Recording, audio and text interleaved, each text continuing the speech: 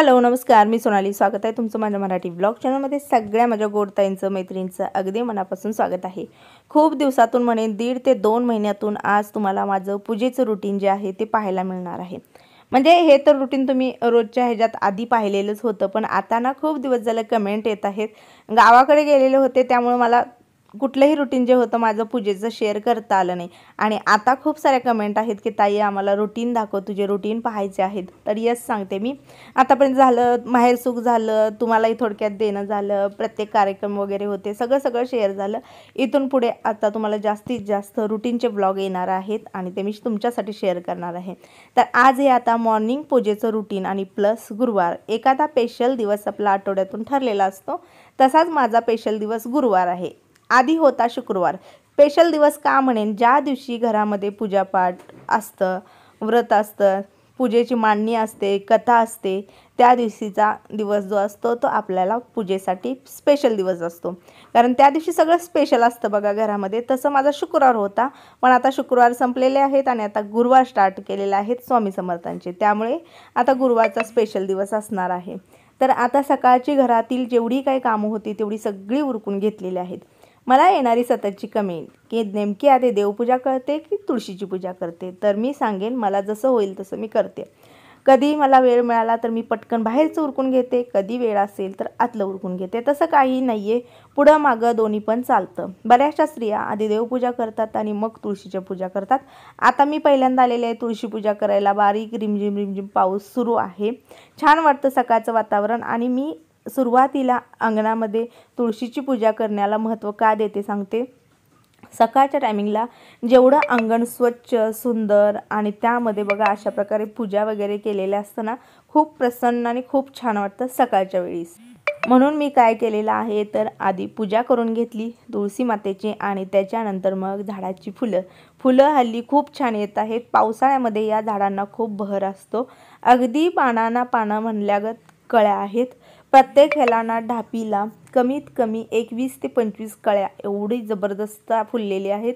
आणि छान वाटतं. पावसाळ्यामध्ये झाडंही खूप छान येतात. झाडंही तुम्हाला आता दाखवायची आहेत, कारण गावावरून आल्यापासून मी पूर्ण झाडांची टूर तुम्हाला दिलेली नाही, रोजच्या व्हिडिओमध्ये देत जाईन.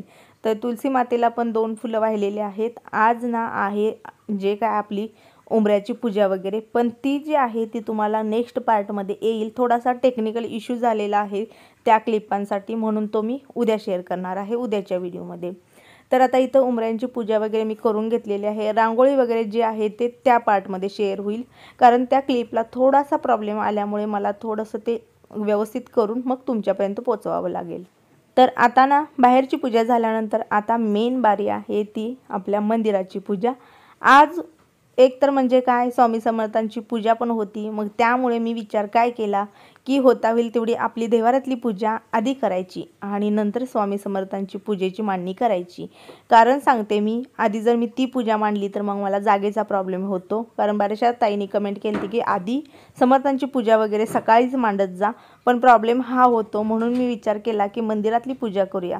तर काय करते, सगळं पूर्णपणे आतील सामान ज्यावेळेला बाहेर निघतं, सगळे देव बाहेर येतात, त्यावेळेला ना एक कपडा असतो फक्त गुरुवारच्या दिवशी बरं का. म्हणजे पहिला शुक्रवारी करत होते किंवा शनिवारी करत होते, पण त्या दिवशी काय करायचं, आठवड्यातून एकदा हा जो कपडा आहे ना, हा कपडा थोडंसं पाणी आणि थोडंसं गोमूत्र यामध्ये बुडवून पिळून घ्यायचा आणि त्याने आपलं देवघर स्वच्छ करायचं. आणि शक्यतो गुरुवारी तर चांगलंच आहे, कारण गुरुवारी जास्तीत जास्त गोमूत्राचा वापर करावा. अशी एक बॉटल आहे ती कायम ठेवत जावा.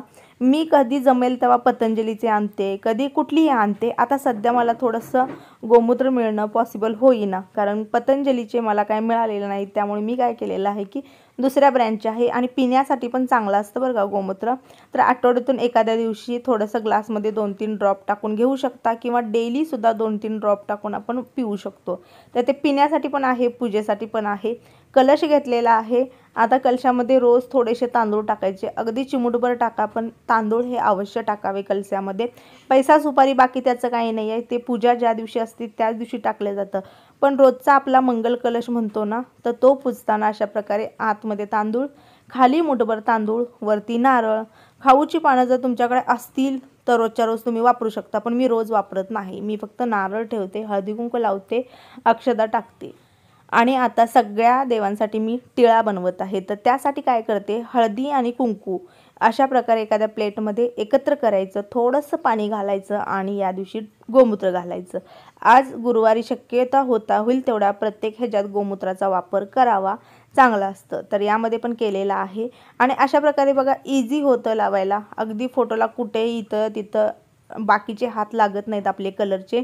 अन्यथा कोरडं ज्यावेळेला आपण हळदी कुंकू काही पण लावायला जातो तर ते निम्मं खाली येतं, निम्मं वरती राहतं आणि पुन्हा तो काय होतं की तो पूर्ण फोटो जो आहे ना तो थोड्या दिवसांनी बघा त्याच्यावरती लगेच आपल्याला हळदी कुंकवाचे वण जास्त दिसून येतात। त्यामुळे मी अशा प्रकारे करते। तर आता इथं चालू आहे अशाच प्रकारे करून मी सगळे देव जे आहेत ते हे जे बनवलेलं आहे ना यानेच पूजत आहे। तर सगळी मांडणी झालेली आहे। आता खालची पायरी आहे, तर खालच्याही पायरीवर मी तेच केलेलं आहे। थोडंसं पाणी, थोडंसं गोमूत्र आणि व्यवस्थित असं पुसून घ्यायचं। देव आज धुताना सुद्धा त्या पाण्यामध्ये सुद्धा मी 2-3 ड्रॉप गोमूत्राचे वापरलेले होते। तुमची अजून एक येणारी कमेंट की मला मंगल कलश पूजायचा आहे, तर तो नारळ मी दुकानातून आणून पूजला तर चालेल का, मला कोणीतरी ओटीला म्हणजे मंदिरातूनच घ्यावा। तर माझं तर एक सांगणं आहे, होता होईल तेवढा जर मंदिरातून मिळाला तर बरंच आहे, नसेल तुम्हाला दिला मंदिरातून ओटीला वगैरे नाही घातला तर तुम्ही स्वतः आणून सुद्धा पूजू शकता। पण शक्यतो होता होईल तेवढं मंदिरामध्ये कुठल्याही जर तुम्ही जर गेला, प्रसाद तुमच्याकडून काहीतरी तुम्ही तिथं जर दिलं तर ते लोक बघा एक नारळ, एक फळ, फूल असं आपल्या ओटीमध्ये घालतात। तर तुम्ही हे जाताना काही पण असू दे मंदिरामध्ये घेऊन जायचं, रिकामा ह्याने जायचं नाही, मग ते तुम्हाला नारळ देतात। तर झालेले आहे, वरची पूजा झालेली आहे आणि आता तोपर्यंत मी इकडं थोडीशी भांडी काढलेली आहेत, कारण आज समर्थांची पूजा असल्यामुळे त्यांच्यासाठी जेवढी मी भांडी वापरते, मग त्यामध्ये आरतीचं ताट आहे, समय आहे, तामण आहे आणि नैवेद्याचं ताट आणि एक म्हणजे लोटा जो आपण कलश पुसतो तो, ते सगळं मी आज घासण्यासाठी साईडला घेतलेला आहे। आणि आता तोपर्यंत इथं चालू आहे सगळ्यांचा नाश्ता, चहा याची गडबड होती। त्यामुळं दूध काय केलेलं आहे तर बाकीचं तापवाय ठेवलं आणि थोडंसं वाटीमध्ये काढून मी अभिषेकासाठी ठेवलेलं। तर आता इथं थोडक्यात मी शेअर करेन की उपवासाची ब्रेकफास्ट रेसिपी जी तुम्ही दिवसभर उपवासासाठी सुद्धा खाऊ शकता, नाश्त्यासाठी सुद्धा खाऊ शकता, नसेल तर तुम्हाला एखाद्या दिवशी जर मूड झाला वेगळं काय करायचं तर तेव्हा सुद्धा। तर सांगते मी काय करायचं आहे की शाबू जर 1 वाटी घेतला तर कमीत कमी 1.5 वाटी भगर घ्यायची आहे। शाबूच्या जास्त आपल्याला भगर वापरायचे, अन्यथा जर मेजरमेंट चुकलं तर आपले आंबोळी व्यवस्थित येणार नाही, त्यासाठी सांगत आहे मी। तर 1.5 वाटी समजा तुम्ही भगर घेतली तर 1 वाटीला कमीच घाला शाबू। हे दोन्ही रात्रभर मी पाण्यामध्ये भिजत घातलेलं होतं, पाणी कमी जास्त ठेवू शकता पण हो व्यवस्थित भिजलं गेलं पाहिजे। त्याच्यानंतर मी सकाळी उठून काय केलेलं तर ते सगळं मिक्सरला फिरवून घेऊन जसं आपण तांदूळ आणि उडदाची डाळचं बॅटर बनवतो त्याच प्रकारे बॅटर बनवून मी ठेवलेलं आहे साईडला। आता त्यामध्ये काय घालायचं आहे तुम्ही तुमच्या इच्छेनं, आता उपवास आहे त्यामुळे इतर काही घालू शकत नाही, तर मी काय केलेलं आहे मीठ आणि थोडंसं दही घातलेलं आहे। दह्याने आणि मिठाने त्या बॅटरला एक चांगला असं हे होतं आणि दुसरी गोष्ट म्हणजे चवीला पण छान लागतं। तर आता काय करणार आहे ते ठेवलेलं आहे भिजत, तोपर्यंत मी सगळे जे काढलेली होती ती सगळी घासून घेणार आहे स्वच्छ। यासाठी वापर करत आहे जी पितांबरी नसून त्याच्याबरोबर कुठलीही आपली भांडी, तांबा, पितळ, स्टेनलेस स्टील, जर्मल, कुठलीही आपली भांडी असू दे याने स्वच्छ होतात। ही नवीनच प्रकारची पितांबरी आहे। काल डीमार्टला ज्यावेळेला मी गेले होते खरेदी करायला त्यावेळेला मला तिथं दिसली, अन्यथा जेव्हा मी पाहिल त्यावेळेला मला फक्त असंच निदर्शनास येते की तांबा पितळ क्लिनिंग म्हणून, पण त्यावेळेला ना बाकी सगळी पण भांडी आपली जी रोजची भांडी आहेत ना स्वयंपाकातली ती पण भांडी क्लीन होतात। त्यामुळे म्हटलं बघूया आहे तरी कसं, तर खरंच छान आहे, झटकीपट झाला। आता त्यामध्ये काय काय मिक्स आहे एवढं काय मी डिटेल्समध्ये पाहिलेलं नाही आहे। तर ते पुसून आता सगळं ठेवलेलं आहे, तोपर्यंत आता करत आहे मंदिरातील जे वस्त्र होती त्यांची साफसफाई। पूजेची वस्त्र जी आहे ती रोजच्या रोज मी काय करते, सगळ्यांच्या आंघोळ्या वगैरे झाल्या की त्या भांड्यामध्ये थोडंसं पाणी घेते आणि इथल्या इथंच क्लीन करून टाकते। याला ना मशीन लावते ना कशात नाही, एकदा चूक केली होती, मशीनला लावलेली होती कपडे, माहीत नव्हतं मला, पण कलर पूर्ण गेला आणि पूर्ण त्या कपड्यांची वाट लागलेली होती। तर आता ते झाल्या पटकन मी किचन ओटा घेतलेला आहे आवरून, कारण आज गॅसची पण आपली पूजा होणार आहे शेगडीची, कारण आहे गुरुपुष्यामृत। तर ती पण तुम्हाला मी नेक्स्ट व्हिडिओमध्ये शेअर करीन। तर इथं बघू शकता धुतलेली जी होती ते अशा प्रकारे पालती घालून ठेवलेली होती, जेणेकरून थोडंसं पाणी गळेल. लगेच ही भांडी ज्यावेळेला आपण क्लीन करतो त्यावेळेला मी लगेच कापड मारत नाही, थोडे का होईना वन त्याचे दिसून येतात. त्यामुळे मी काय करते, आहे असंच ठेवते आणि बऱ्यापैकी पाणी निचरा झाला की मग एखादा सुती कपडा घ्यायचा आणि मग पुसून काढायचं. तर आता इथं बनवत आहे मी भाजी, कारण मुलांची गडबड आहे, सगळ्यांची गडबड आहे, सगळ्यांना भूक लागलेली आहे. तर त्यासाठी काय घेतलेलं आहे, तर 2 मुठी शेंगदाणे आणि हिरवी मिरची या दोन्हीची चांगली अशी भरडी पेस्ट करून घेणार आहे. पाणी न घालता तेल घातलेलं आहे आणि ते जे सगळं वाटलेलं होतं ना ते आता मी तेलामध्ये भाजणार आहे. शेंगदाणे भाजलेले नव्हते ना, मी भाजलेले वापरते. या भाजीला मी काय करते, कच्चे शेंगदाणे घेते अशा प्रकारे फिरवून आणि मग काय करते, तर तेलामध्ये कमीत कमी 10 ते 15 मिनटं मीठ टाकायचं आणि व्यवस्थित बारीक ह्याच्यावर परतवून घ्यायचं, जेणेकरून बघा थोडंसं तेल सुटतं या भाजीला, या वाटणाला. ज्यावेळेला तेल सुटतं का नाही त्यावेळेला समजून जायचं की आपले शेंगदाणे परफेक्टली भाजलेले आहेत. अशा प्रकारे आता थोडंसं काश्मीरी लाल मिरची असतं ना, बुक्का, ज्यामध्ये काही वापरलं जात नाही, उपवासाला चालतं, ते थोडंसं टाकलेलं आहे, कलरसाठी टाकलेलं आहे मी.